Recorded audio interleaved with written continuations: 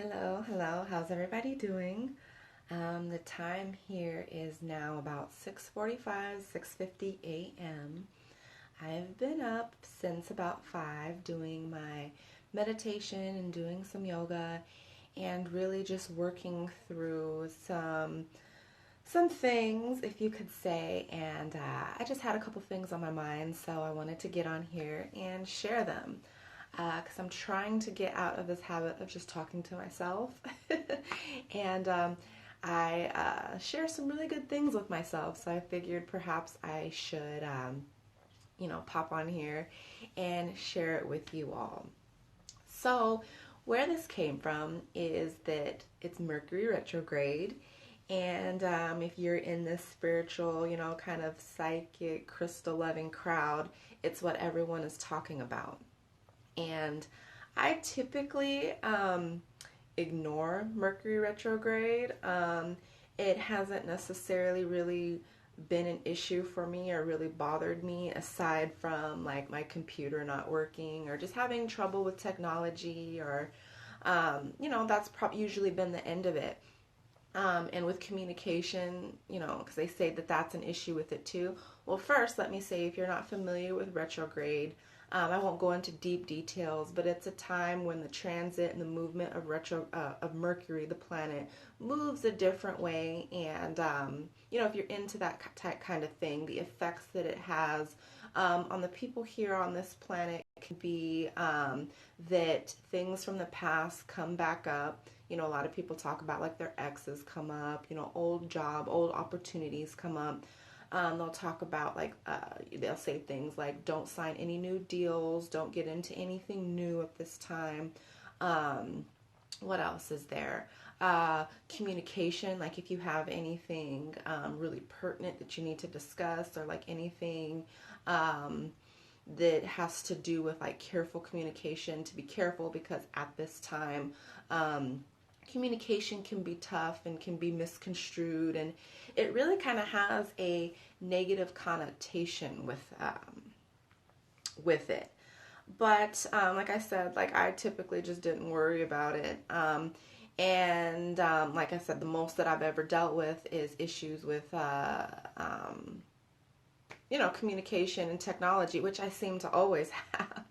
So, but networking with some of my people and everything, I've learned to really look at it in a positive light.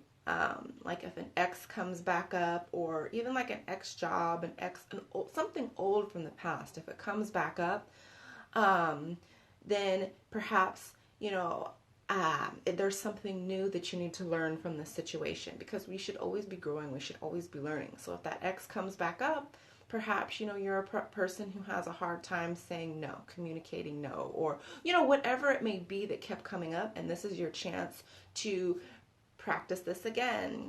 It's like that test of life that keeps coming up and coming up, making sure that you continue doing the right answer. Or maybe there's something there that you didn't see before that you still need to move past, but it's something within you that needs to be be exercised and whatnot, if that makes sense. But anyway, I didn't want this to be too long, but through my retrograde, this one, I don't want to say it's been hitting me hard because I'm, watching my words and everything. But as I say in my stories, if you go through those, it has definitely influenced me this time, like with everything, like old things coming up. That's been the big thing for me, and not necessarily, ex-lovers and things, but like old dreams. Or, I shouldn't say old dreams, but dreams that I've kind of given up on and just been like, but those have been like my burning desires have really come back.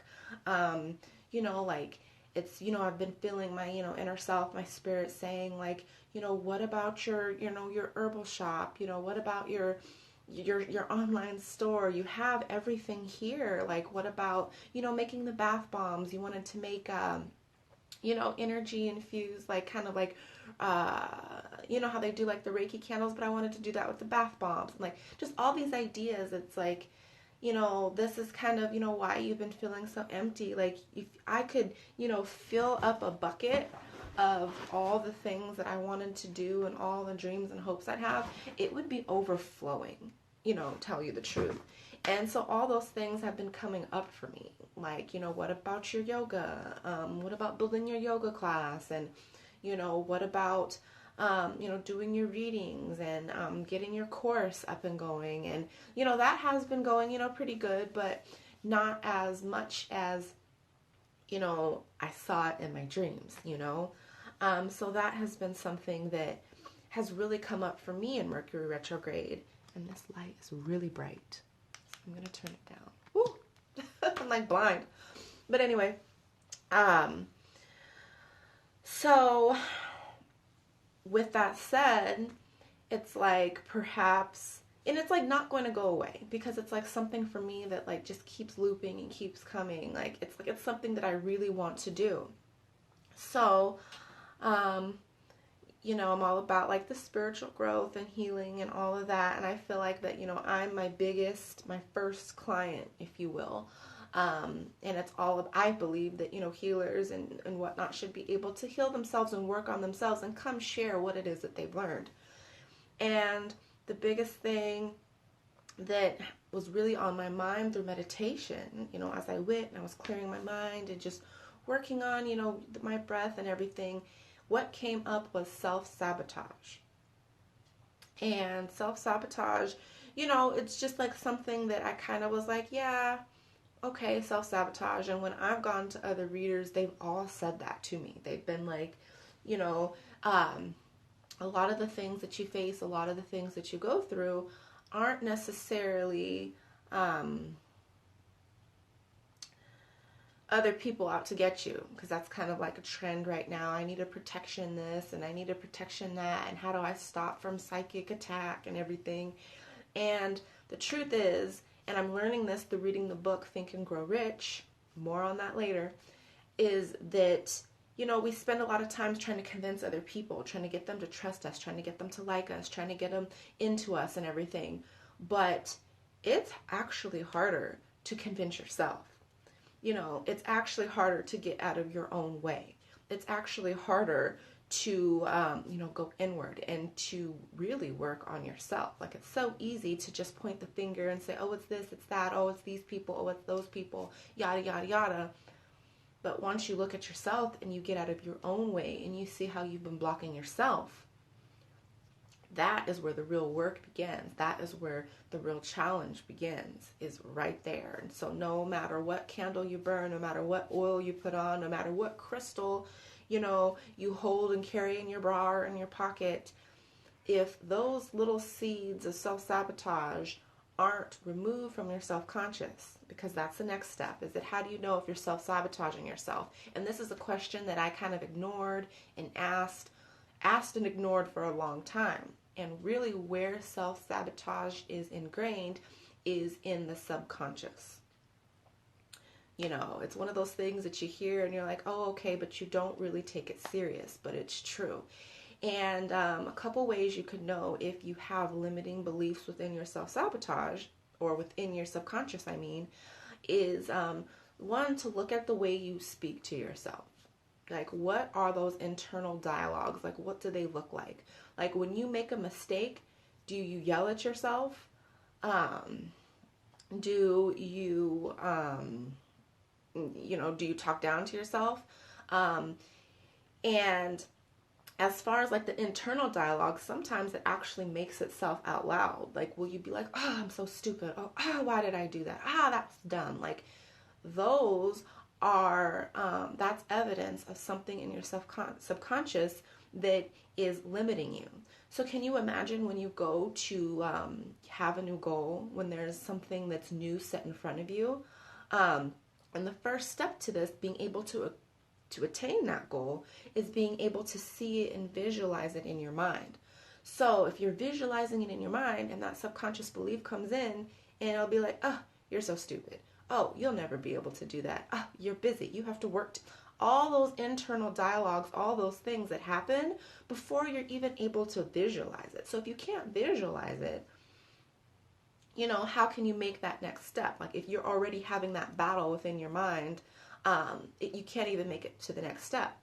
So, say that you are able to visualize it and you're able to bust past those limiting beliefs and you are able to visualize it. So now it's time for you to make action. So you start making action and you make a mistake.